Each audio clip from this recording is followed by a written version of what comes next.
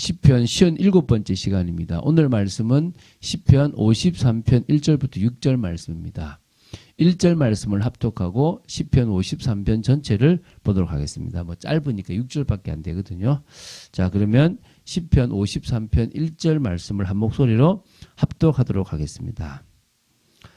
어리석은 자는 그의 마음에 이르기를 하나님이 없다 하도다. 그들은 부패하며 가증한 악을 행하며 선을 행하는 자가 없도다. 아멘. 자, 오늘은 시편 53편을 봅니다. 53편도 52편과 마찬가지로 다윗이 지은 지혜시입니다. 이 시를 통해서 주는 메시지가 있습니다. 어제도 중요한 메시지가 있고 그 메시지로 답을 얻는 사람들이 있었습니다.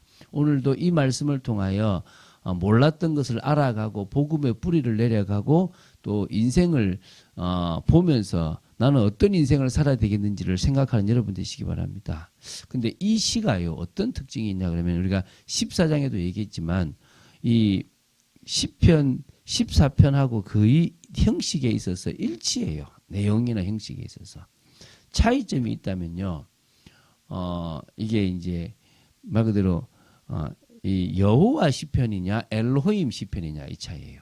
이 무슨 말이냐면 2편부터 41편까지는 그 시에 나오는 그 신의 이름, 그 신명이 여호와로 나와요. 그래서 이걸 여호와 시편이라 그래요. 근데 42편부터 83편까지는 그 신의 이름, 신명을 엘로힘, 우리가 말하는 하나님으로 이렇게 표시하고 있어요. 요 차이가 있을 뿐이지 거의 비슷하다고 보시면 됩니다. 또 물론 또 하나의 차이가 있긴 있습니다. 시편 14편 5절과 본시의 5절의 내용이 조금 다르다고 있습니다. 뭐 이거는 시편 14편이 무신론자의 대상을 이스라엘 내에서 찾고 있다고 한다면 본시는 이 무신론자의 대상을 이방인으로 정하고 있기 때문에 발생한 것으로 보여요. 그 차이가 있을 뿐이지 똑같아요. 그래서 이렇게 학자들이 봐요. 본시는 다윗이 젊은 시절에 시편 14편을 짓고 시간이 흐른 후에 다시 지었다고 볼 수도 있습니다. 53편을. 아니면 이 시편 14편에 다윗의 시를 후대의 편집자가 한 번 더 요거를 조금 이렇게 기억하라고 집어넣었을 수도 있다라고 봅니다. 어쨌든 이 시편 14편과 53편은 거의 똑같다고 보시면 됩니다. 자, 그럼 이렇게 한번 봅시다. 시편이 전체가 150편이에요. 이 150편으로 구성된 이 시편은 처음 쓴 사람은 모세예요.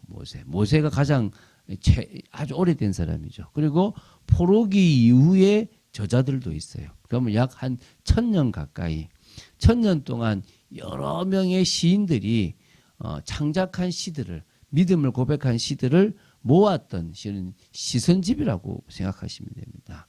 근데 이 시들을 수집할 때 편집자들이 의도에 따라서 한 개의 시를 두 개로 나누었던 경우도 있는가 봐. 그게 우리가 42, 43편을 그렇게 보기도 하잖아요. 또 두 개의 시를 하나로 합친 경우도 있을 것 같다는 거예요. 이 보면 위에 연하고 밑에 연하고 좀 차이가 많아요. 이건 합치지 않았겠나 싶은 게 19, 24, 27, 36편 이런 것들도 있다는 것입니다. 근데 이게 너무 비슷하고 유사한 시도 있는 겁니다. 그게 시편 14편과 53편의 경우가.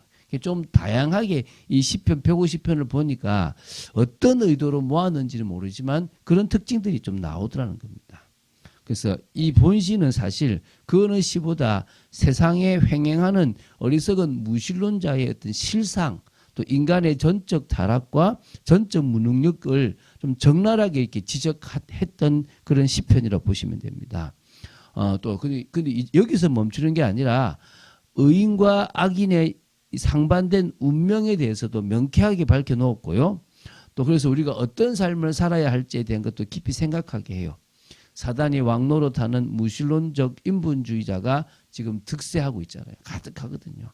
오히려 그들이 하나님을 믿는 이 정말 의인들을 계속 누르고 있습니다. 그런데요, 이런 속에서도 이 시는 삶의 방향을 재점검하도록 하는 데 큰 도움을 줍니다.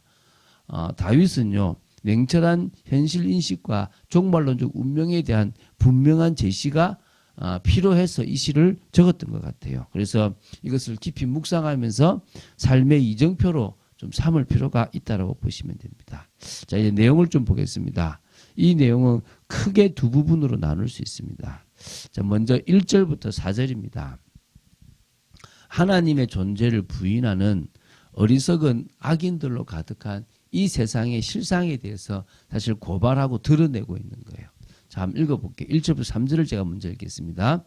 어리석은 자는 그의 마음에 이르기를 하나님이 없다 하도다. 그들은 부패하며 가증한 악을 행함이며 선을 행하는 자가 없도다. 하나님이 하늘에서 인생을 굽어 살피사 지각이 있는 자와 하나님을 찾는 자가 있는가 보려 하신 즉 각기 물러가 함께 더러운 자가 되고 선을 행하는 자 없으니 한 사람도 없도다. 이걸 로마서 3장에서 좀 인용했잖아요. 그죠? 그래서 어리석은 자가 아닌 것에 우리는 감사가 돼요. 하나님의 존재를 믿고요. 하나님의 능력을 알고 있는 거예요. 근데 하나님이 없다는 거예요. 얼마나 어리석냐. 야, 하나님이 어디 있냐. 여러분 가만히 우리 몸을 들여다봐도요. 이게 어떻게 우연히 생겼냐. 이 세상의 법칙을 봐도 이게 어떻게 우연히 생겼냐.